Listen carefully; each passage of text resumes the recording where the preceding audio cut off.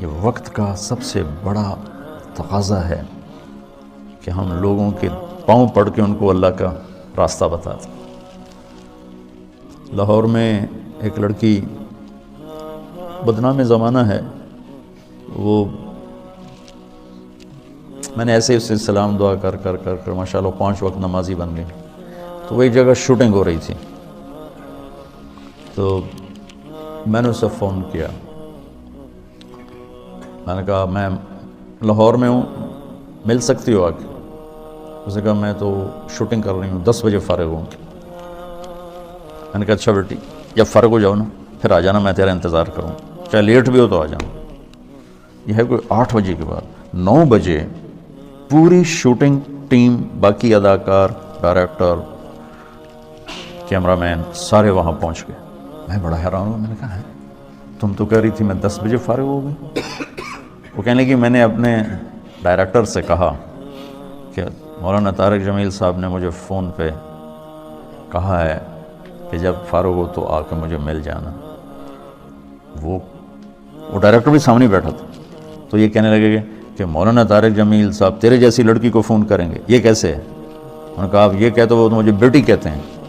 تو اس نے کہا شوٹنگ آف کرو. اور پورا سارا شوٹنگ کا جتنا بھی عملہ ہے، چلو چل کے مولانا کی ملاقات کرو. میں اس آدمی کو دیکھنا چاہتا ہوں جو ایک طوائف کو بیٹی کہتا ہے. وہ سارے مجھے ملنے آ گئے، سارے.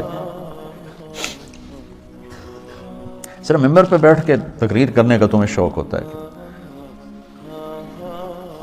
کہ ہم بھی علامہ کہلائیں، ہمارے بھی کوئی جوتے اٹھائے، کوئی بیگ اٹھائے، کوئی آگے چلے، کوئی پیچھے چلے، کوئی چائے پیش کرے، کوئی روٹی پیش کرے. شاہ اسماعیل شہید نے بازار حسن میں گشت کیا تھا. موتی طوائف کے پاس گئے تھے. اللہ مجھے بڑے بول سے بچائے، اللہ مجھے بڑے بول سے بچائے، اللہ مجھے بڑے بول سے بچائے. 1831 میں ان کی شہادت ہوئی ہے. 1831. تو 1831 سے پہلے کا زمانہ، یعنی 1810-20 کا زمانہ لگا لو، جب وہ دلی میں ہوتے تھے. اس کے بعد بازار حسن میں اللہ نے مجھے توفیق دی جانے کی، اور میں ان طوائفوں کے گھروں میں گیا، ان سے ملا، ان کے پاس بیٹھا، ان کی ہمدردی، دلداری کہ اللہ نے مجھے توفیق دی، ان پر خرچ کرنے کی توفیق دی انہیں گناہ سے بچانے کے لیے. تو اب 8-9 سال ہونے کو ہیں. تلمبے کے بازار حسن میں ہر ہفتے تعلیم ہوتی ہے، اور اس میں طوائفیں آ کے تعلیم میں بیٹھ. کسی کو کلمہ نہیں آتا تھا، ان کے کلمے یاد کروائے. وضو نہیں پتہ تھا، وضو کروائے. نماز کا نہیں پتہ تھا، نماز سکھائی. اور کتنی لڑکیوں کی شادیاں ہو گئیں. کتنیوں نے کہا ہمارا خرچہ لگا دو تو ہم یہ پیشہ چھوڑ دیں گے. میں نے ان کا خرچہ لگا دیا، وہ گھر بیٹھ کے کھا رہی ہیں اور برائی نہیں کر رہی ہیں. تو مجھے اس میں کوئی آر نہیں محسوس ہوئی کہ میں اسے بھی اپنی آخرت کا سامان سمجھتا ہوں. اور میں نے ان کی نائکوں سے کہا ہوا ہے کہ جو اپنی بیٹی کی شادی کرے گی میں سارا خرچہ دوں گا. اور جتنا مظلوم یہ طبقہ میں نے جا کے دیکھا ہے، بہت مظلوم طبقہ ہے، بہت مظلوم طبقہ. مرد کی ہوس پوری ہوتی ہے اور لڑکی کے ماتھے پہ طوائف کا داغ لگ جاتا ہے. اور وہ اسی طرح سیٹھ صاحب بھی ہوتا ہے، چودھری صاحب بھی ہوتا ہے، میاں صاحب بھی ہوتا ہے، سردار صاحب بھی ہوتا ہے، مہر صاحب بھی ہوتا ہے. وہ اسی طرح ہوتا ہے. اس کا کالر سفید رہتا ہے، لڑکی کے ماتھے پہ طوائف کا داغ لگ جاتا ہے. پھر 7 سمندر کا پانی بھی اسے دھو نہیں سکتا.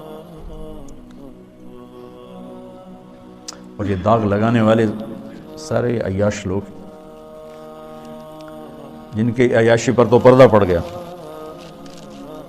اور اس کے ماتھے پہ کالا داغ لگ گیا. ایک ماں بڑی طوائف ہے، اس کی بیٹیاں جوان ہیں.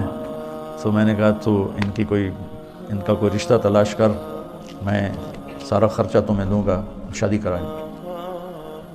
وہ کہنے لگے مولانا صاحب طوائف کے کوٹھے پہ کون رشتہ مانگنے آتا ہے؟ مجھے لگا جیسے کسی نے میرا دل چیر کے رکھ دیا. طوائف کے کوٹھے پہ رشتہ مانگنے کون آتا ہے؟ یہاں تو عزت سے کھیلنے آتے ہیں، رشتہ لینے کوئی نہیں آتا. تو مجھے اللہ کے فضل سے میں اسے اپنی آخرت کا سامان سمجھتا ہوں کہ کم از کم ایک پورا محلہ طوائفوں کا اس میں نمازیں شروع ہو گئی ہیں. کئیوں کو میں نے عمرے کروائے، ان کو عمرے پہ بھیجا. ابھی آنے سے پہلے ان کا جو ایک مردوں میں ایک بڑا چودھری ہوتا ہے، ایک عورتوں میں ہوتی ہے، ان کا اپنا ایک پورا نظام ہے. میں نے اس سے فون کر کے کہا تم تیاری کرو، میں تمہیں عمرے پہ بھیجتا ہوں. اس نے مجھے اتنی دعائیں دیں، اتنی دعائیں دیں. تو میں چاہتا ہوں تبلیغ تمہارے اندر اس طرح اترے. میری تمنا ہے کہ اللہ آپ کے اندر تبلیغ زندہ کر دے. پھر چاہے ممبر پہ بیٹھو، کرسی پہ بیٹھو، درسگاہ میں بیٹھو، دکان پہ بیٹھو، گھوڑے پہ بیٹھو، گاڑی پہ بیٹھو، ہوا میں اڑو، تبلیغ تمہارے اندر ہو. اللہ کا نبی تشریف فرماتے کہ طوائف کا گزر ہوا، یعنی میں پیچھے سے دلیل دے رہا ہوں. تو مدینے وہ کہنے لگے یہ کیسا نبی ہے جو اکیلے ہی روٹی کھاتا ہے، کسی کو بلاتا ہی نہیں. وہ تو آپ کو تکلیف دینا چاہتی تھی، تنگ کرنا چاہتی تھی. تو آپ فرماتے طوائف ہے، اس کو دھکے دے کے باہر نکالو. آپ نے فرمایا آ جاؤ، آ جاؤ، بیٹھ جاؤ. ساتھ بٹھا لیا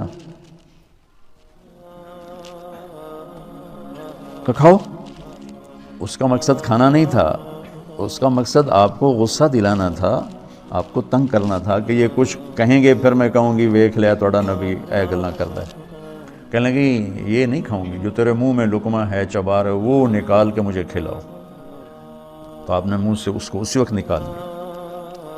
ہمارے پنجابی کی مثال ہے، کبا سمجھتے نا، کبڑا، کبے نو کہیں لت ماری وہ سدھا ہو گیا. اسے کہ بھائی تیری مہربانی.